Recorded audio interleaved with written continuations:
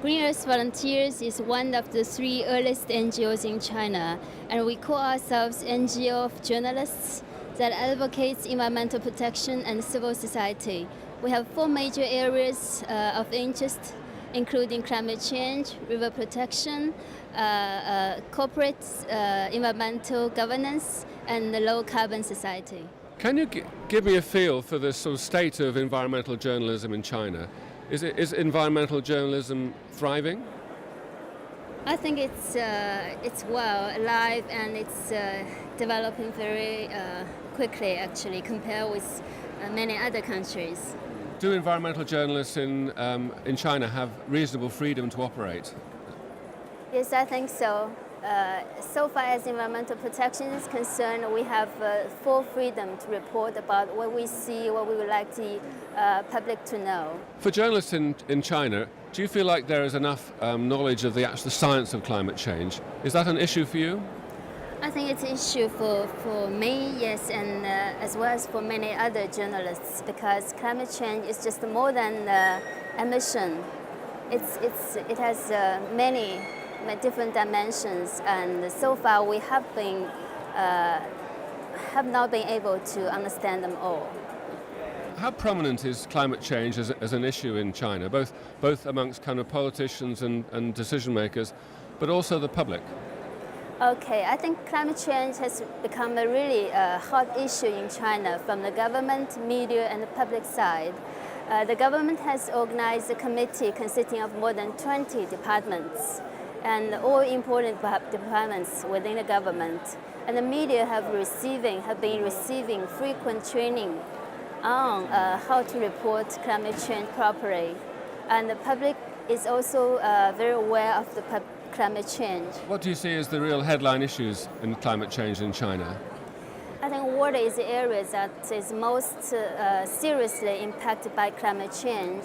And there is a saying, it might be some exaggeration in it, but people just like to say that every river is dry, every water is polluted.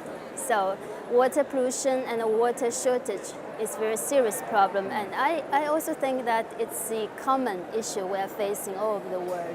What are they suggesting as the solution to this problem in China? When we are planning construction projects, we need to take into consideration of the sensitiveness of the water to climate change. So that should be integrated into the planning system. So that's one of the big risks in China. What do you see as some of the opportunities that climate change poses for China? In the city development, because China has planned to develop many big cities. And I think when climate change is concerned, actually you have to consider more about the limitation. People have been very well aware of the limited resources. So from the government level, they have made plans to promote, the low carbon development policy, and I think it will be integrated into and become a very important part of the so-called 12th five-year plan in China. Do you see climate change as essentially an environmental issue in China, or do you see it as a development issue? I think it's an environmental issue and as well as a development issue. On the development side, I would say that climate change has played a very important role in promoting the civil society development in China. Actually, climate change has promoted the proactive communication between government, media, and the public, because the participation of NGOs in environmental protection is very much encouraged by the government. What is your vision for China in 20 years, given that climate change is happening?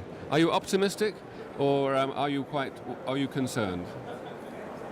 I'm optimistic and concerned at the same time. I think if climate change is properly dealt with, that we do a lot of risk management research and planning, then I think the future will be bright. But if we ignore the importance of taking climate change impact into consideration, especially in planning construction projects, and also in the possible adaptation areas, then it will be very risky.